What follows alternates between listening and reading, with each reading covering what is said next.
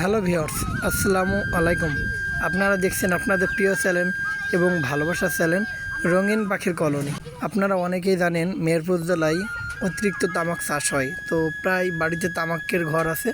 তো আমার বাসায় একটি তামাকের ঘর আছে এবং আমার তামাক পরানো শেষ হয়ে গেছে। তো আমার খামারে যে হাঁড়িগুলো দেখছেন, এই হাঁড়িগুলো আমি কিছু হাঁড়ি আমার বাসার তামাক ঘরে লাগাবো, যাতে দেশি পাখি বাসা করে। তার জন্য আমি পরিষ্কার পরিচ্ছন্ন করে আমি হাঁড়িগুলো পরিষ্কার করছি।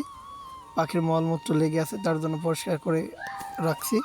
আমি আমার 3টা হাঁড়ি আমার ওই তামাক ঘরে আটকে রাখবো। হাঁড়িগুলো আটকেছিলাম সন্ধ্যাবেলা, তার জন্য ভিডিও করা হয়নি। তো কয়েকদিন পরে দেখেন নাই যে একটি পাখি ঢুকলো, শালিক পাখি, দেশি পাখি। যদিও শালিক পাখি, কিন্তু তাতে কোনো সমস্যা নেই, কারণ পাখি তো পাখি। পাখি প্রেমিকের কাছে সব পাখি অনেক সুন্দর লাগে এবং ভালোবাসার পাখি। তো নীল হাঁড়িতে এবং সবুজ হাঁড়িতে বুকিং হয়ে গেছে। দুই জোড় শালিক পাখি বাসা করেছে, কিন্তু একদম লাস্টের হলুদ হাঁড়িতে এখনও পাখি বাসা করেনি। দেখতেই পাচ্ছেন শালিক পাখি তার হাঁড়িগুলো তো খেয়ার নিয়ে রাখছে বাসা করার জন্য, হয়তো বা কিছুর দিনের ভিতর ডিম বাচ্চা দেবে।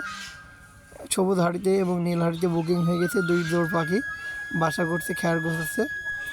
এবং এখানে আমি কিছু খাবার ছিটিয়েও রাখি, মাঝে মাঝে ধান, চাল, বিভিন্ন প্রকার পাখির খাবার ছিটিয়ে রাখি। শালিক পাখি এখানে বাসা করবে আমি আগে জানতাম, কারণ শালিক পাখি কিছুদিন ধরে ঘোরাঘুরি করছিল। তো মানুষই বলছিল ঘুঘু পাখি বাসা করবে, অন্য পাখি বাসা করবে। তো আমিও জানতাম এখানে শালিক পাখি ছাড়া অন্য পাখি আসবে না। তো এই ছিল আজকের ভিডিও। সকলে ভালো থাকুন, সুস্থ থাকুন, আল্লাহ হাফেজ।